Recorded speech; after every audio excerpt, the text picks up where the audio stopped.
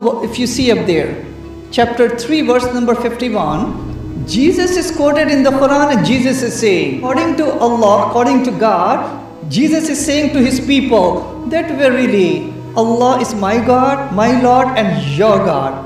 Worship him alone, that is the straight path. Old Testament and the New Testament, that shows that every prophet, even from the Bible, biblical point of view. Assalamualaikum warahmatullahi wabarakatuh. Alhamdulillahilladzi arsala rasulahu bil huda wa dinil haqq liyuzhinahu 'ala dini kullihi wa kafa billahi syahida. Asyhadu an la ilaha illallah wahdahu la syarikalah wa asyhadu anna Muhammadan abduhu wa rasuluhu la nabiyya ba'da. Berjumpa lagi dengan channel saya Mars Techno. Saya doakan semoga semua sahabat dalam keadaan sehat selalu. Pada video kali ini kami akan menampilkan bagaimana usaha dakwah seorang Dr. Sabeel Ahmed. Nah sahabat, mari kita saksikan bersama-sama videonya dan saya hanya sedikit mereaksinya. Alright, so here is one more question to all of you. Which of God's prophets did not proclaim the oneness of God? What would you say? F? Okay, there you go. That's an easy one, right?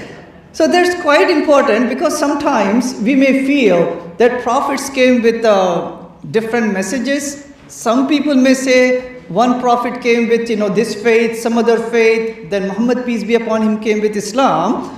What we Muslims we say is every prophet, every messenger, they came with one way of life, one concept of God, and all of them they came to invite people to submit to one God.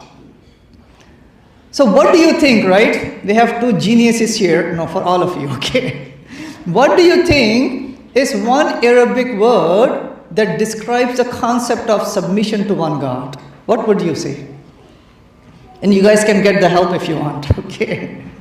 So what would you say? What is that one Arabic word that signifies the concept, the submission to the one creator?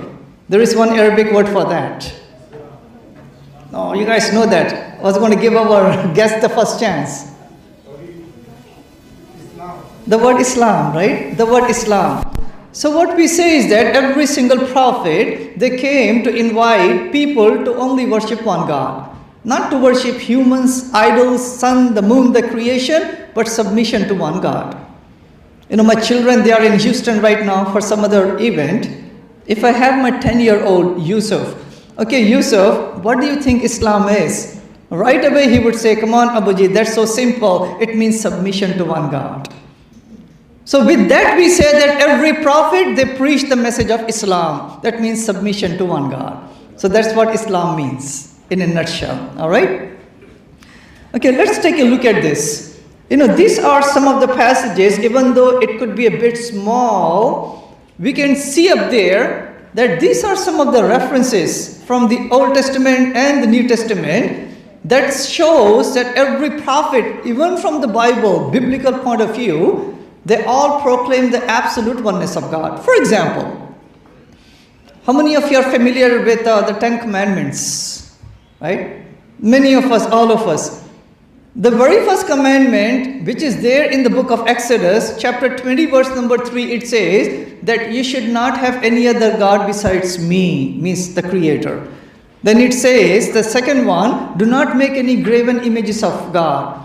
Then Moses, peace be upon him, who we take as a mighty prophet, he said, in the book of Deuteronomy, chapter 6, verse number 4, that hear, O Israel, the Lord our God is only one. So absolute oneness of God was the main teaching, the main preaching of every prophet, every messenger. But what about Jesus, right? Even we say that Jesus, peace be upon him, his main message was to invite people to one God. And here is my reference to it. One time a person came, a Jewish person came to Jesus, and then the person asked the question, oh master, of all the command, man, I love this, okay. They are so free playing around, right? So the person asked Jesus that of all the commandments in the Old Testament, which one is the first, the greatest, the biggest of all of them? So a quiz question to all of you is, how many commandments are there in the Old Testament? There's a specific number to it. What would you say? Anyone, especially our guest over here. Yes? 613. MashaAllah, that's good. 613 commandments. What's your name? Matthew. If I give you a prize for every answer, you'll be a millionaire now. MashaAllah, that's very good. So the Old Testament of the Bible has 613 commandments to be exact. And this person, he wants to know from Jesus, peace be upon him, which one is the best, the greatest, the biggest of all of them. So Jesus, who we consider as a prophet, he looked at him and then he mentioned to him. This is in the Gospel of Mark chapter 12, verse number 28 and 29. He looked at Jesus, Jesus looked at him and he said, "Hear, O Israel, the Lord our God is only one. Love him with all your heart, mind, soul and strength, and that is the first commandment." Wow. We Muslims say we agree with that. Because that is Tawheed, that is the oneness of God. That every prophet, Jesus, Moses, Old Testament, New Testament, they were all, monotheistic believers. So then what happened was, in history, some people, they moved away from that oneness of God. They started to worship idols and humans and, the creation. Then God appointed the final prophet. Who do we consider as the last prophet in Islam? Anyone?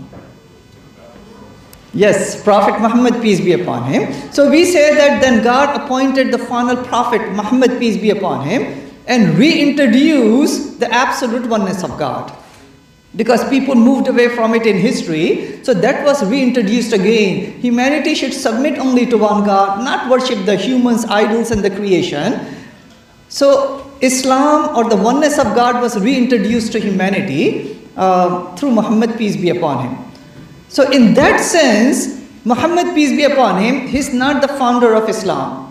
We say Islam as a basic concept was given to the very first prophet, who is the very first human, Adam. And every prophet, every messenger, they came with Islam to their people.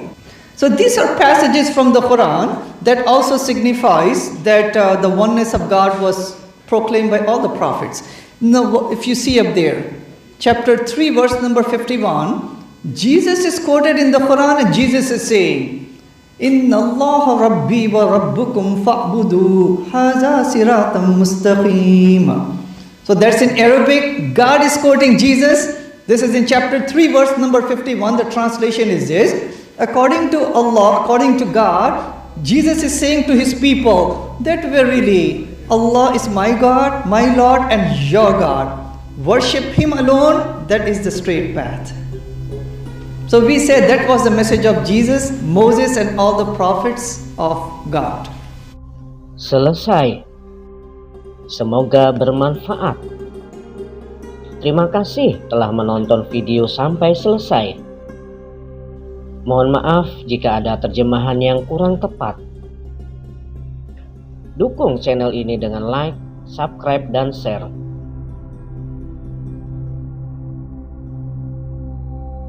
Masya Allah, penjelasan yang sangat ringkas dan sangat masuk akal.